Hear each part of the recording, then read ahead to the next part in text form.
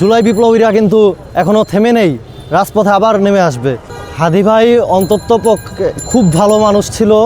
উনি আমার একজন সহযোদ্ধা এবং উনি খুবই ভালো একজন মানুষ ছিল। ওনার সাথে বেশি দিন আগের না, গত 3 দিন আগে ওনার সাথে আমার শাহবাগে দেখা হয়। শাহবাগে একসাথে আমরা চা খেলাম। তো এটা আমার কাছে স্মৃতি হয়ে রইল, যেই দিন আমরা চা খেলাম তারপরের দিন ওনার মৃত্যুর সাথে পাঞ্জা লড়ছে। তো এটা আমার কাছে সারা জীবন স্মৃতি হয়ে থাকবে।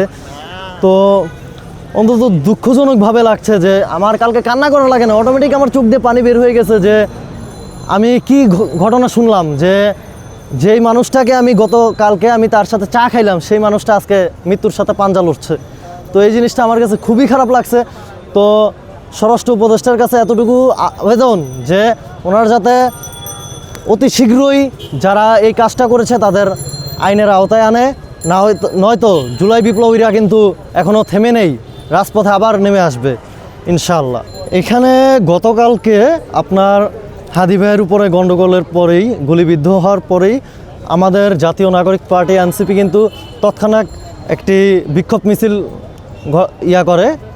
তারপরেই হচ্ছে আমাদের যেই একটা প্রোগ্রাম ছিল বিজয় র্যালি আসিফ মাহমুদের জন্য, সেইটা কিন্তু আর বিজয় র্যালি হয় নাই, সেটা হয়েছে একটা বিক্ষোভ সমাবেশ। কারণ ওই মুহূর্তে কিন্তু হাদি ভাইয়ের ঘটনাতে ওইটা আমাদের আর বিজয় র্যালি হয় নাই, ওইটা একটা শোকের র্যালি হয়েছে।